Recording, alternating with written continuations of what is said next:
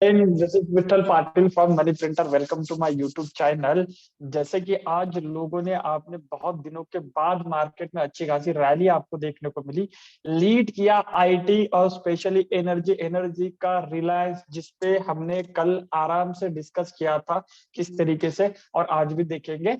और अच्छा खासा आईटी का सपोर्ट मिला। बहुत बड़े बड़े शेयर जैसे कि इन्फोसिस, टीसीएस और विप्रो, इन्होंने एक एक 1.5-2% की हमें रैली देखने को मिली। और अच्छा खासा निफ्टी में और बैंक निफ्टी में लास्ट में पुल बैक देखने को मिला। क्या ये कंटिन्यू हो सकता है? इसी के ऊपर डिस्कशन करते हैं। So let's start today's market outlook. जैसे कि आप देख पा रहे हो मेरे सामने अभी निफ्टी का चार्ट है। ठीक है, निफ्टी में हमने कल ही एक लेवल दिया था। अगर निफ्टी साइडवेज हो जाता है, फिर निगेटिवली कोरिलेट करता है, तो थोड़ा सा नीचे आने देना है। 17,400 सॉरी 17,720-25 के एसएल के साथ आप बाय कर सकते हो नीचे से। अगर यस 17,000, हमने ये डिस्कशन किया था कि 17,721 के आसपास, आई थिंक, हाँ 17,721 अगर टूट जाता है तो हम वहां से एक बार के लिए एग्जिट लेंगे पूरी तरीके से, रादर देन हम अपनी पोजीशंस को ऊपर की तरफ होल्ड करेंगे। वही लगभग आज हमें देखने को मिला। ऊपर लगभग 17,700 का आज का जो हाई था, 17,790 का जो लो था, वही से मार्केट ने सपोर्ट लिया। और सपोर्ट लेने के बाद मार्केट ने ऊपर की तरफ अच्छी खासी मूवमेंट देखने को मिली। रीजन इज दैट सिंपल था। पूरी तरीके से आईटी काउंटर मॉर्निंग में जो मजबूत थे, जिसमें टीसीएस देखा जाए, इन्फोसिस देखा जाए या विप्रो देखा जाए, साथ में सबसे बड़ा प्लेयर एनर्जी का और मार्केट का लगभग रिलायंस रिलायंस जो कि 10% से भी ज्यादा वेटेज रखता है निफ्टी में, उसमें आज बहुत ही तगड़ी बाइंग देखने को मिली। ग्रुप पे मैंने मॉर्निंग में डाला भी कि कीप इन वॉच लिस्ट करके, और उसके बाद वो 2.5% तक अब चला गया। ठीक है, सो सस्टेनेबल रहा आज का मार्केट। ये छोटा मोटा जो भी ये चीज थी, नॉर्मली छोटी मोटी ये कंसोलिडेशन थी 4-5 दिनों के, उसके ऊपर जाके आज क्लोजिंग दे दी। डेली पे भी जाकर देखो तो ये 4-5 दिनों का जो साइडवेज कंसोलिडेशन कर रहा था, उसके ऊपर क्लोजिंग, और 20 इसके ऊपर भी क्लोजिंग लगभग अब बड़े वाले चैनल के अंदर है। बट एक्सपेक्टेड है कल एक ब्रेकआउट और एक गैप डाउन। अगर कल हमें ब्रेकआउट गैप डाउन देखने को मिल जाता है, हम कल ऊपर डेली में ही आप देख पा रहे हो मेरे ऊपर एक प्रीवियस हाई इन लगभग 15-20 दिनों का जो प्रीवियस हाई था 17,973 के आसपास, अगर हम कल उसके ऊपर खुल जाते, इमीडिएट लेवल है वो, अगर 17,973 के ऊपर खुल के टिक जाते हैं, तो समझ लीजिए यही हमारे लिए अच्छा खासा बाइंग का मौका रहेगा। ऊपर 18,100 तक के लेवल आपको देखने को मिल जाएंगे। मैं बात कर रहा हूँ इस डेली की। हम लोअर टाइम फ्रेम पे भी जाके देखते हैं, तो लोअर टाइम फ्रेम पे भी वही वाला कंसेप्ट है कि आपको ऊपर की तरफ 17,973 के ऊपर आपको चाहिए ओपनिंग। उसके ऊपर ओपनिंग हो और सस्टेन हो तो पूरी तरीके से ऊपर 18,000 भी क्रॉस करेंगे, और 18,090, 18,100 तक के टारगेट देखने को मिल सकते हैं। सो वहां से हमें बुलिश होने में कोई दिक्कत नहीं।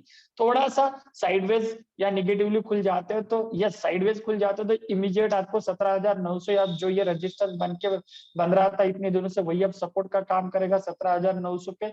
यस नीचे आते हैं थोड़ा सा निगेटिवली, तो ये बेस्ट बाइंग लेवल है कल के लिए 17,850 के आसपास। एसएल रख देना 17,800 का आसपास, मतलब 50 पॉइंट का एक लेवल्स पे एसएल, वही आपको प्रीमियम में 20-25 पॉइंट का एसएल हो जाएगा ये। सो 17,850 अगर निगेटिवली कोरिलेट करता है, नीचे आ जाता है, तो बेस्ट लेवल रहेगा बाय करने का।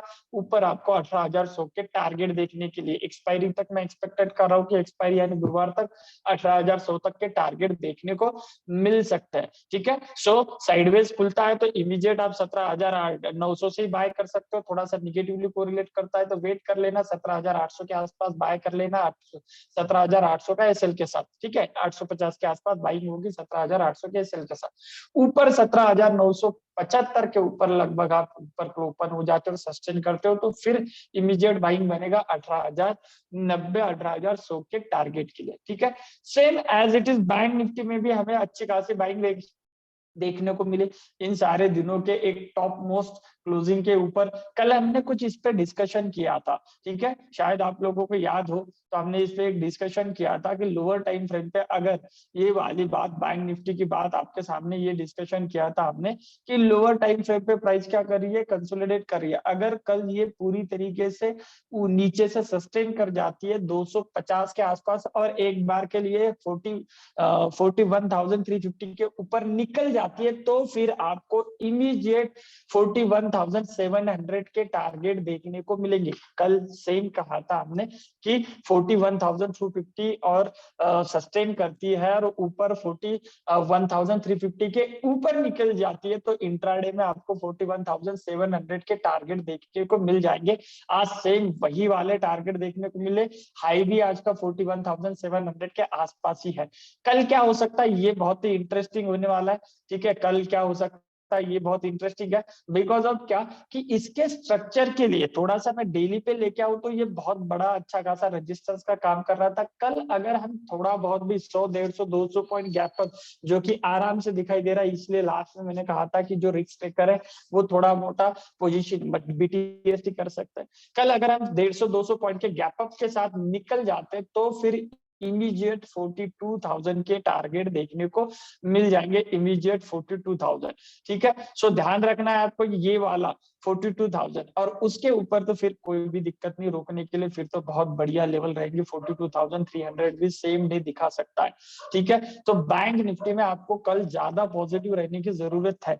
कैसे, नीचे की भी लेवल थोड़ा सा डिस्कस कर लेते हैं। अगर हम फ्लैट खुल जाते हैं तो 41,500 आपको इमीडिएट सपोर्ट है, उसमें कोई ज्यादा दिक्कत नहीं आएगी। 41,500 नीचे आते हैं तो थोड़ा सा नीचे 41,450 के आसपास अच्छा बाइंग लेवल है, इसकी बात मैं कर रहा हूं कि आपको अगर नीचे की तरफ मिल जाता है तो ये लेवल 41,450 के आसपास बाय करके 50 पॉइंट का ऐसा ले लेना, ऊपर की तरफ आपको अच्छे खासे टारगेट है। और एक बार अगर 41,700 के ऊपर टिक गए तो 42,000 और 42,300 तक के लेवल आने वाले दिनों में एक्सपायरी तक, मतलब परसों तक दिखाई दे सकता है, ठीक है। सो आपको पॉजिटिवली कोरिलेट करना है, कल कोई दिक्कत नहीं। जैसे हमने कल भी ये कहा था वीडियोस में, आज सेम आपको अच्छा खासा बाइंग प्रेशर देखने को मिलेगा।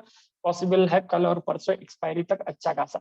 बैंकिंग में कल ज्यादा पॉसिबली बुलिशनेस दिखाई देगा। रीजन है दो, एक तो आईसीआईसीआई बैंक, ये सबसे बड़ा रीजन आके आ रहा है। एचडीएफसी तो ऑलरेडी आपका यही था, बाइंग प्रेशर में था। लास्ट में एक्सिस बैंक और एसबीआई दोनों ने अच्छे से सपोर्ट किया। बट अगर पर्टिकुलर देखा जाए तो ये आईसीआईसीआई बैंक, जिसको हमने कल भी कहा था कि अगर पॉजिटिव रहना है तो आईसीआईसीआई, एचडीएफसी, कोटक में पॉजिटिव रहिए, सेम वाली बैंक। अब लोअर टाइम फ्रेम पे देखो तो ये मतलब पूरी तरीके से चैनल ब्रेकआउट था, उसको नीचे आया, अच्छा खासा सपोर्ट लिया और उसके बाद ऊपर आते समय एक ब्रेकआउट, 4-5 दिनों का रेजिस्टेंस था, अच्छा खासा ब्रेकआउट स्ट्रेंथ के साथ डे हाई पे क्लोजिंग। ये सारी चीजें दर्शाता है कि आईसीआईसीआई बैंक में और एक दो चार कैंडल बनने के लिए रेडी है। और आईसीआईसीआई बैंक इमीडिएट छोटा सा हर्डल रहेगा इंट्राडे के लिए 875 के आसपास, 70-75 के बीच में 4-5 रुपए और 10 रुपए मान लो अभी सीएनपी से, वहीं पे थोड़ा बहुत हर्डल है, उसको निकालते ही आपको अच्छा खासा बाइंग प्रेशर लगभग 900 तक आपको टारगेट दिखाई दे सकता है। सो आईसीआईसीआई बैंक में आने वाले दिनों में पॉजिटिवली, अगर आईसीआईसीआई बैंक पॉजिटिव कोरिलेट करता है तो ऑब्वियसली है बैंक निफ्टी में भी आपको अच्छा खासा ये ब्रेकआउट देखने को मिलेगा। ऊपर 42,800 तक ले जाने की ताकत आईसीआईसीआई बैंक पे दिखाई देती है। नीचे से आप देखा जाए तो एक्सिस बैंक ने भी अच्छा खासा सपोर्ट लिया है, ठीक है, ये भी अच्छा खासा ये गैप था, ये गैप फिल करके चला है, बाद में लोअर टाइम फ्रेम पे अगेन डिमांड जोन से चला है। सो इसमें भी एक 900 रुपए तक के टारगेट आपको देखने को मिल सकता है। लास्ट में एसबीआई बैंक ने भी अच्छा खासा सपोर्ट किया, ठीक है, नीचे से डे लो से, हालांकि ये ओवरसोल्ड तो चले रहा था लेकिन नीचे से अच्छा खासा बाइंग प्रेशर, ठीक है। इमीडिएट तो हमें एसबीआई बैंक या एक्सिस बैंक में बाइंग नहीं करेंगे, बट यस आईसीआईसीआई बैंक और एचडीएफसी बैंक दोनों में आपको अच्छा खासा बाइंग प्रेशर देखने को मिल सकता है, जो बैंक निफ्टी को यहाँ से ऊपर ले जाने की कोशिश करेंगे। ठीक है, कंपेयर टू निफ्टी में कल हम थोड़ा सा वेट करेंगे, बिकॉज मतलब निफ्टी या बैंक निफ्टी कल किस में ट्रेड करना है, तो बैंक निफ्टी में। ठीक है, रीजन इज दैट कि जो रिलायंस है इसके आज की क्लोजिंग लगभग 20 माह के आसपास है। मुझे ऐसा लगता है एक आध दिन के लिए रिलायंस यहाँ पे रोक देगा पूरी तरीके से। मैंने ये आपको डिस्कस किया अच्छे से, चाहे तो आप कल वाला परसों वाला 2-3 दिनों का वीडियो देख लो, उसमें रिलायंस के बारे में बता दिया है। कल का एनर्जी सेक्टर पे भी रिलायंस के बारे में बोला था कि ये वाला अच्छा खासा लेवल था जिसने रिलायंस को अच्छा खासा ऊपर लेके गया था, वो ओरिजिन, इसको रिलायंस ने ब्रिज किया था। ये दूसरा वाला ओरिजिन जिसके हम वेट कर रहे थे प्राइस में, उसमें भी अच्छा खासा अचीवमेंट है, दोनों जगह अचीवमेंट है। बहुत बार ऐसा होता है कि पहला वाला लेवल ब्रीच करता है, दूसरे लेवल में प्राइस आती नहीं है, और मल्टीपल रेजिस्टेंस सपोर्ट जो इस वाले लेवल की मैं बात कर रहा था उसको ट्रैप करते हुए प्राइस निकल जाती है। सब कुछ लगभग यही रिलायंस में देखने को मिल सकता है। हमने ये कल ही डिस्कस किया था प्रॉपर तरीके से। सो वही आज आपको देखने को मिला। ऊपर आपको रिलायंस 2370-80 के आसपास के कल के हमने बताया था, लगभग वही 20 माह को एक रजिस्ट करता हुआ। सो आज वहां पे रुक गया। हाँ, पॉसिबिलिटी है कल क्या करे ये इंपॉर्टेंट है, अगर गैप अप के साथ खुल जाता है तो फिर अगेन ऊपर 2500 के टारगेट भी दिखाई दे सकता है, 2450 तो आराम से आ सकता है। ठीक है, रादर एक आध दिन के लिए बेस फॉर्मेशन में रिलायंस अटक सकता है। So Nifty compare to bank Nifty कल स्ट्रॉन्ग दिखाई दे सकता है। ठीक है, इसीलिए हम अगर ट्रेड करना है तो कल इंट्राडे में बैंक निफ्टी में ट्रेड कर सकते हो, कोई दिक्कत नहीं। ठीक है, आते हैं कुछ पर्टिकुलर काउंटर्स पे जिसपे ध्यान रखना है। जैसे कि रिलायंस की बात है तो इस पे भी ध्यान रखो, बेस फॉर्मेशन भी होता है, थोड़ा नीचे मिल जाता है 2350 के आसपास, वापस से बाय करो। ऊपर जाते हुए निकल जाता है तो कोई दिक्कत नहीं, वापस से बाय करके आप 2450 तक के टारगेट देख सकते हो आने वाले दिनों में। ठीक है, बात आईसीआईसी बैंक की भी है।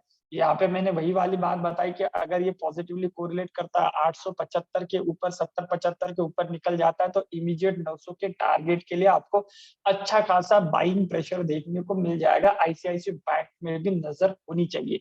टाटा मोटर्स आज हमने कहा था रिलायंस पे जैसे ध्यान दो वैसे ही टाटा मोटर्स पे भी ध्यान देना है। उस दिन हमने ये समझाया था पूरी चीज की प्राइस या तो ये गैप फिल करेगा या तो ऊपर से चलेगा।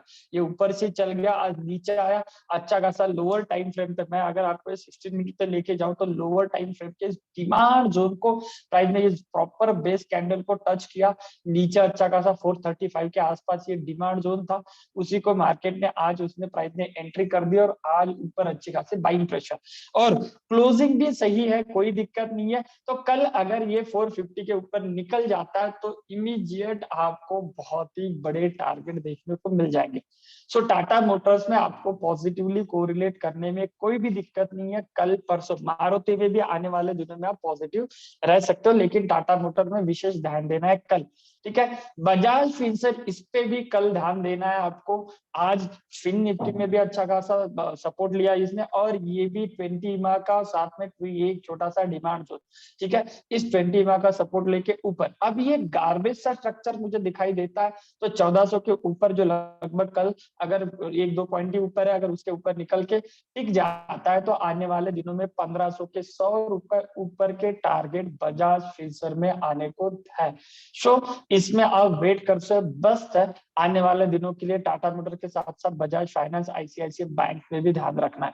दो और काउंटर है जिसमें पहला और एक है नेस्ले इंडिया, इस पे ध्यान रखना है। बहुत दिनों से हम वेट कर रहे थे, अच्छा खासा लेवल पे आई, एक अच्छा खासा लेवल था 20 EMA का भी वीकली का सपोर्ट लिया। बस ये 20 और 200 EMA डेली पे ऊपर से रजिस्ट कर रहे थे, वही लगभग प्राइस रुकी थी। बट सेक्टर का सपोर्ट आईटीसी ने आज अच्छा खासा बाइंग प्रेशर दिखा, आपको सेक्टर का सपोर्ट मिल रहा है। सेक्टर सपोर्ट के साथ अगर कल ये लगभग 100 पॉइंट ऊपर निकल जाए, 19,200 के ऊपर, 2200 EMA के ऊपर निकल जाए तो ट्रस्ट में आने वाले दिनों में 19,900 तक के टारगेट देखने को मिल सकते हैं 1-2-4 दिनों के अंदर। तगड़ी वाली बाइंग देखने को मिल सकते हैं with the support of sector. Nestle India में आपको अपना टाइम देना पड़ेगा। ठीक है, और एक काउंटर है जैसे एक्सिस बैंक की बात कर लेते हैं तो ये भी एक अच्छा खासा है, बट यस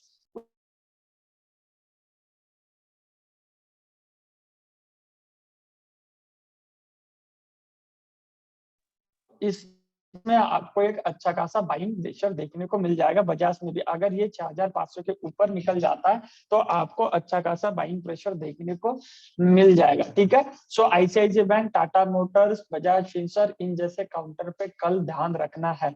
ठीक है, सो गाइज आई होप आप लोगों को वीडियोस अच्छे लग रहे हो। वीडियोस अगर अच्छे लग रहे हैं तो लाइक करिए, सब्सक्राइब करिए, और आपके रिलेटिव्स, कलीग्स, जिस जो भी शेयर मार्केट्स में रुचि रखते हैं उनके साथ वीडियो जरूर शेयर करें। ठीक है, सो गाइज आज के लिए इतना ही, मिलते हैं कल के वीडियो में। Bye, thank you.